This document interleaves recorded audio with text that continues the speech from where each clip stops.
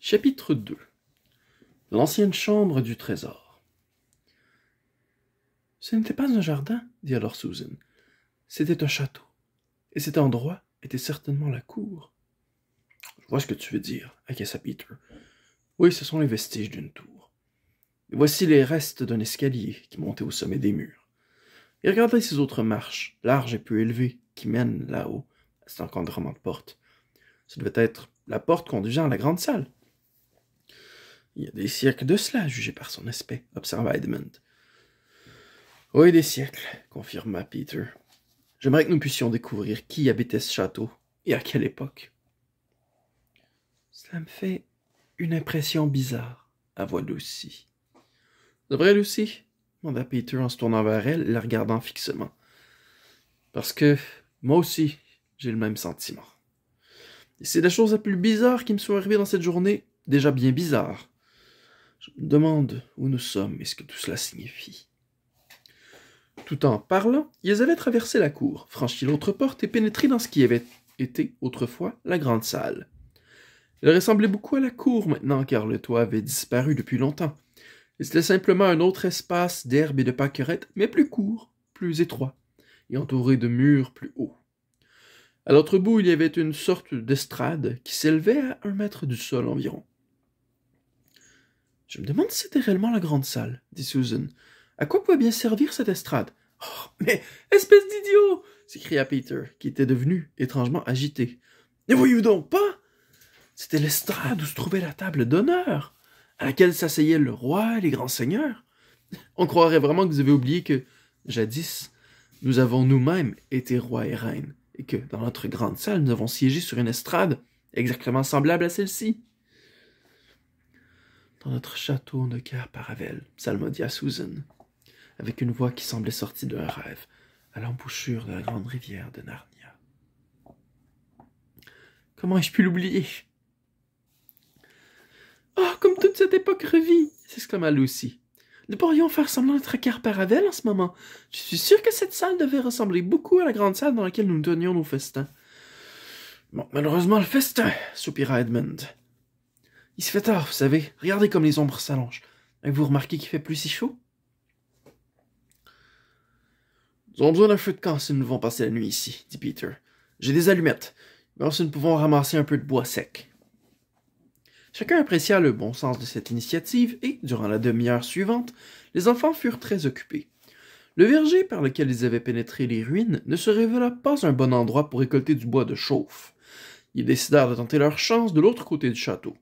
Pour cela, ils sortirent de la grande salle, par une petite porte de côté, et s'enfoncèrent dans un labyrinthe de pierres éboulées qui, sans nul doute, avait figuré jadis un ensemble de couloirs et de pièces de dimensions plus restreintes, mais qui, à présent, n'étaient plus qu'orties et roses sauvages.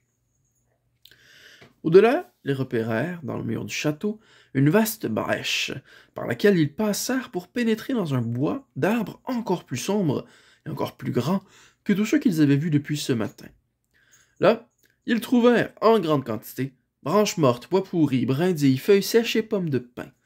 Ils firent la navette avec des fagots jusqu'à ce qu'ils en aient amassé un bon tas sur l'estrade.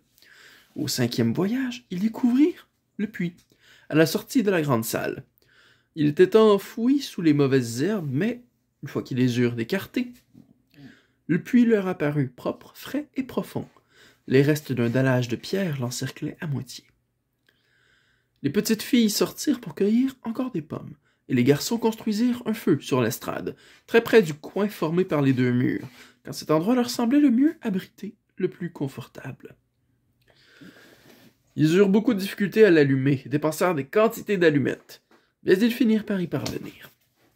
Et ils s'assirent tous les 4, le dos contre le mur et le visage tourné vers la flamme. Ils essayèrent de faire rôtir quelques-unes de leurs pommes en les piquant à la pointe de leurs petites baguettes. Mais les pommes rôties ne sont pas très bonnes sans sucre. Elles sont trop brûlantes pour qu'on puisse les manger avec les doigts, et quand enfin on peut les manger avec les doigts, elles sont trop froides pour que cela en vaille la peine. Aussi durent-ils se contenter de pommes crues, ce qui leur permit de se rendre compte, comme le fit remarquer Edmund, que les dîners à la pension n'étaient peut-être pas, après tout, si mauvais. Ah, en ce moment, je n'aurais rien contre une bonne tranche de pain épaisse avec de la margarine, ajouta-t-il. Mais l'esprit d'aventure était en train de grandir en eux, et aucun ne désirait vraiment être de retour en classe. Peu après que la dernière pomme eut été croquée, Susan sortit pour aller boire, encore une fois, au puits. Lorsqu'elle revint, elle tenait quelque chose dans sa main. « Regardez !» dit-elle d'une voix plutôt étranglée. « Je l'ai trouvé près du puits. » Elle tendit l'objet à Peter et s'assit. À l'expression de son visage, au son de sa voix, les autres estimèrent qu'elle allait sans doute se mettre à pleurer. Edmund et Lucy se penchèrent avec curiosité pour voir ce qui était dans la main de Peter. Un petit objet brillant qui luisait à la lumière du feu. Oh, pas possible, s'exclama Peter, et sa voix eut, elle aussi, une étrange résonance. Puis il tendit l'objet aux deux autres. Ils virent alors de quoi il s'agissait. Le cavalier d'un jeu d'échecs. Il était d'une taille ordinaire, mais d'un poids tout à fait exceptionnel, car moulé en or pur. Les yeux du cheval étaient deux minuscules rubis. À vrai dire, un seul l'était, car l'autre avait disparu. « Oh tiens !» s'exclama Lucy. « Il ressemble exactement aux figurines d'or avec lesquelles nous jouions aux échecs lorsque nous étions roi et reine à Carparavel. » « Remets-toi, Susan, » dit Peter à son autre sœur. « Je ne peux rien, » balbutia Susan. « Cela évoque pour moi des temps tellement merveilleux. Et je me rappelle les parties d'échecs avec les faunes, et les bons géants et les tritons chantant dans la mer, et mon magnifique cheval, et... » « À présent, » déclara Peter d'une voix complètement différente, « il est grand temps pour nous quatre de commencer à utiliser nos cervelles. »« À quel sujet ?» demanda Edmund. « Aucun de vous n'a deviné où nous étions ?» interrogea-t-il. « Continue, continue, supplia Lucy. Il y a des heures que je sens qu'un merveilleux mystère flotte au-dessus de cet endroit. »« Allez, raconte, dit Edmund. Nous t'écoutons tous. »« Nous nous trouvons dans les ruines de Carparavel, annonça Peter. Mais, répliqua Edmund. Je veux dire, comment arrives-tu à cette conclusion? Cet endroit est en ruine depuis des siècles. Regarde tous ces gros arbres qui poussent jusqu'aux portes. Regarde les pierres elles-mêmes. N'importe qui peut voir que personne n'a vécu ici depuis des centaines d'années. Je sais, admit Peter. Et c'est là que réside la difficulté. Mais laissons-la de côté pour le moment. Je veux examiner les points un par un. Premier point. Cette salle a exactement la même forme et la même dimension que celle de Carparavel. Il suffit d'imaginer un toit sur nos têtes et un dallage coloré à la place de l'herbe et des tapisseries sur les murs et vous aurez notre grande salle royale des banquets. Personne ne souffla un mot. Deuxième point, continua Peter. Le puits du château se trouve exactement à l'endroit où se trouvait le nôtre, légèrement au sud de la grande salle. Il a exactement la même taille et la même forme. Encore une fois, il n'y eut aucune réplique. Troisième point, Susan vient de trouver l'une de nos pièces d'échecs en or, ou quelque chose qui ressemble comme 2 gouttes d'eau. Toujours aucune réponse. Quatrième point, ne vous rappelez-vous pas, c'était précisément la veille de la venue des ambassadeurs du roi à Calormen, du roi de Calormen. Ne vous rappelez-vous pas que nous avons planté un verger à l'extérieur de la porte nord de Carparavel? La plus célèbre divinité des arbres, Pomone elle-même, vint pour lui jeter des sorts favorables. Ce furent ces braves petites bonnes femmes, les taupes, qui creusèrent les trous. C'est impossible que vous ayez oublié leur chef, cette vieille et comique Madame Gamblant, appuyée sur sa bêche et qui disait « Croyez-moi, votre majesté, vous serez bien aise de trouver ces arbres fruitiers un jour. » Et bigre, elle avait bien raison. « Je m'en souviens, s'écria Lucy en battant des mains.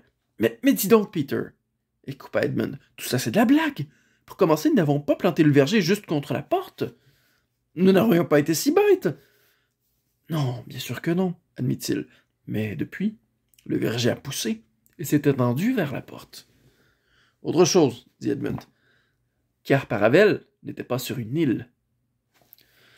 Je le sais, je me suis posé bien des questions à ce sujet.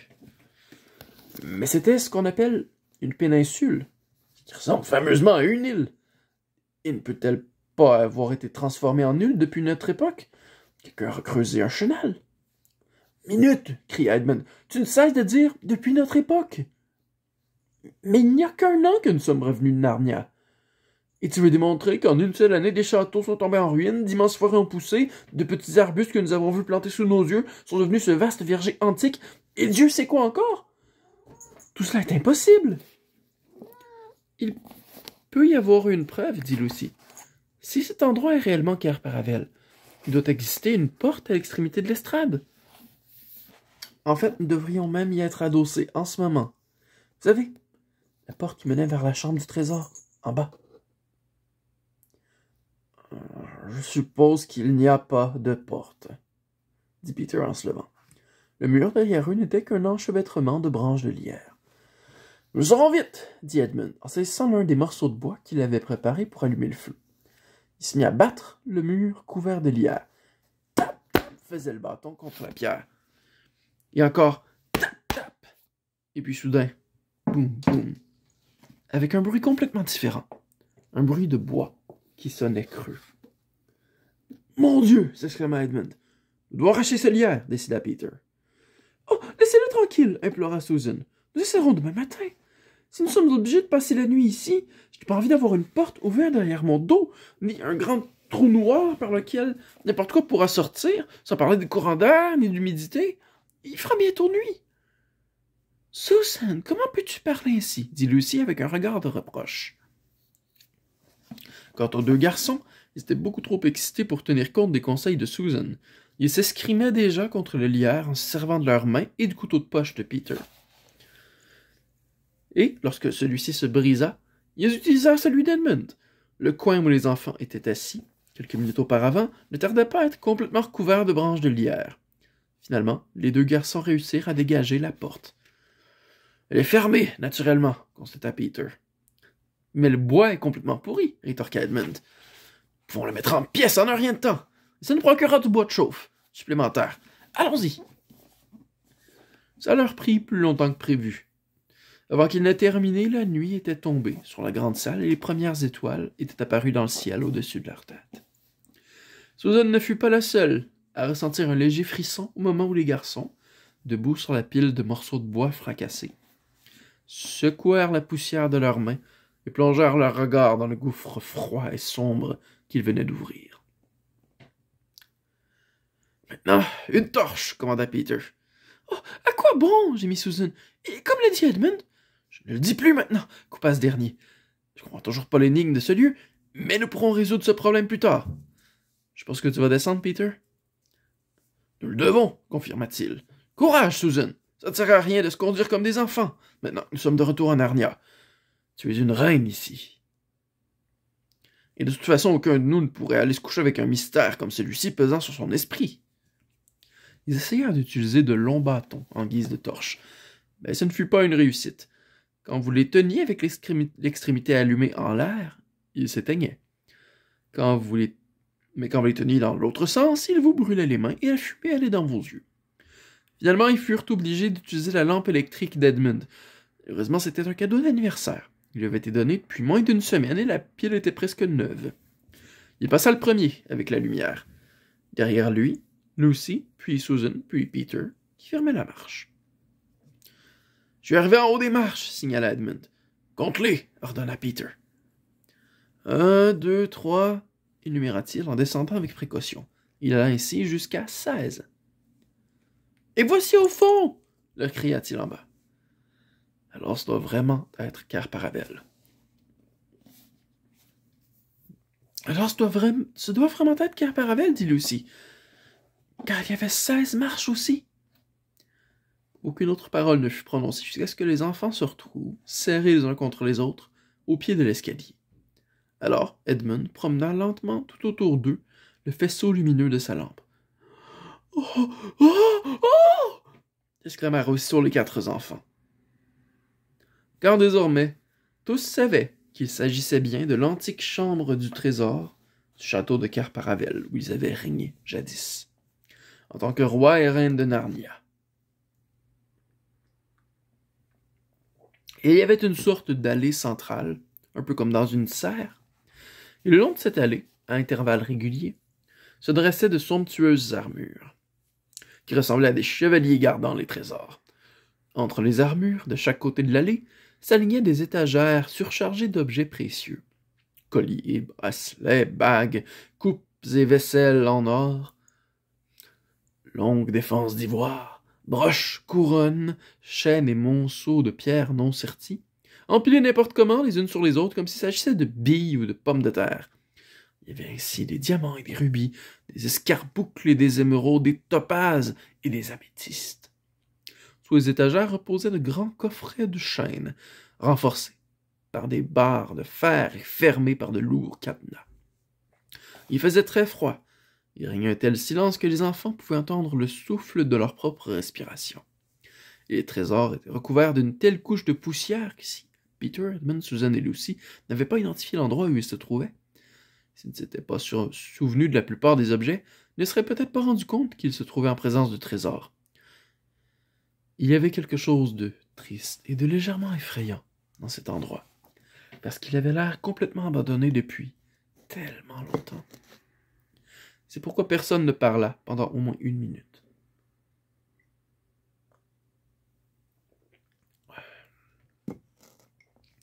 Ensuite, bien entendu, les enfants se mirent à circuler et à saisir des objets au passage pour les examiner. C'est comme rencontrer de très vieux amis. Si vous aviez été là, vous les auriez entendus dire des phrases comme « Oh, regardez, les anneaux de notre couronnement! Oh, et vous vous rappelez la dernière fois que nous avons porté ce bijou? Oh, tiens, la petite broche que nous croyons tous perdue.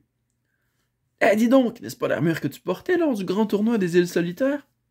Te souviens-tu du nain qui l'a forgé pour moi? Tu te rappelles? Et tout à coup, Edmund s'écria. Hé, nous ne devons pas utiliser la pile, nous ne devons pas user la pile. Dieu seul sait combien de fois nous en aurons encore besoin. Ne ferions-nous pas mieux de prendre ce que nous voulons et de sortir d'ici? Nous devons emporter les cadeaux, dit Peter.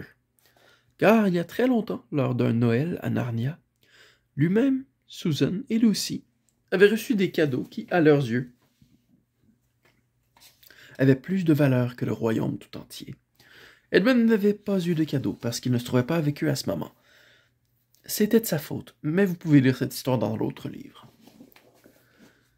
Ils furent tous de l'avis de Peter et ils suivirent l'allée jusqu'au mur qui se trouvait à l'extrémité de la chambre du trésor. Là, bien entendu, leurs cadeaux étaient toujours soigneusement accrochés à leur place. Celui de Lucy était le plus petit. Ce n'était qu'une minuscule bouteille. Mais cette bouteille, au lieu d'être soufflée dans du verre, était taillée dans du diamant. Et elle contenait encore plus de la moitié de sa potion magique, capable de guérir presque toutes les blessures et presque toutes les maladies. Lucy était silencieuse et paraissait très grave lorsqu'elle saisit son cadeau. Passa le cordon auquel était suspendue la fiole par-dessus son épaule et sentit de nouveau le poids de la petite bouteille à son côté, là où elle avait toujours été suspendue dans les jours anciens. Le cadeau de Susan comprenait un arc, des flèches et une trompe de chasse. L'arc était encore là, ainsi que le carquois d'ivoire, rempli de flèches bien empennées, mais... « Oh, Susan !» s'exclama Lucy. « Où est la trompe? »« Oh, zut !» dit-elle après avoir réfléchi un instant. « Je me rappelle à présent, je l'ai emportée avec moi le dernier jour où nous avons chassé à la cour le cerf blanc. Elle a dû s'égarer au moment où nous sommes rentrés si brutalement dans cet autre endroit, je veux dire, en Angleterre. » Edmund siffla. C'était en effet une perte irréparable, car il s'agissait d'une trompe magique. Chaque fois que vous enseigniez, vous étiez certain de recevoir de l'aide, quel que soit l'endroit où vous vous trouviez. Ah, c'est exactement le genre d'objet qui aurait bien fait notre affaire dans un endroit comme celui-ci, remarqua Edmund. Peu importe, dit Susan, j'ai encore l'arc. Et elle s'en saisit. Est-ce que la corde ne s'est pas détériorée, Susan? Demanda Peter. Mais qu'il y ait eu ou non quelque effluve magique dans l'air de chambre trésor, l'arc était en parfait état de fonctionnement. Le tir à l'arc et la natation étaient deux activités dans lesquelles Susan excellait. En un instant, elle eut bandé l'arc, puis elle pinça la corde d'un petit coup sec. La corde vibra, avec un léger son métallique qui résonna à travers toute la salle. Ce seul petit bruit ressuscita le passé, dans l'esprit des enfants, avec plus d'intensité que n'importe quel autre événement de la journée. Les souvenirs, des batailles, des chasses et des festins affluèrent tous à la fois dans leur mémoire. Ensuite, Susan détendit son arc et suspendit le carquois à son côté. Puis ce fut au tour de Peter de décrocher ses présents. Le bouclier orné d'un grand lion écarlate et l'épée royale. Il souffla sur ces objets et les frappa contre le sol, faire partir la poussière. Il ajusta le bouclier sur son bras et attacha l'épée à son côté. Il craignit qu'elle ne soit rouillée, qu'elle ne colle à son fourreau. Mais ce n'était pas le cas. D'un seul geste très prompt, il la sortit et la brandit en l'air. Elle étincela à la lumière de la lampe électrique. « Voici mon épée. Vaillante, dit-il. Avec elle, j'ai tué le loup. » Sa voix avait une intonation nouvelle, et les autres comprirent tout ce qu'il était vraiment redevenu. Peter, le roi suprême. Ensuite, après une courte pause, chacun se rappela qu'il fallait économiser la pile. Ils remontèrent l'escalier, refirent le bon feu et se couchèrent tout près les uns des autres afin de se tenir chaud. Le sol était très dur, très inconfortable, mais ils finirent cependant par s'endormir.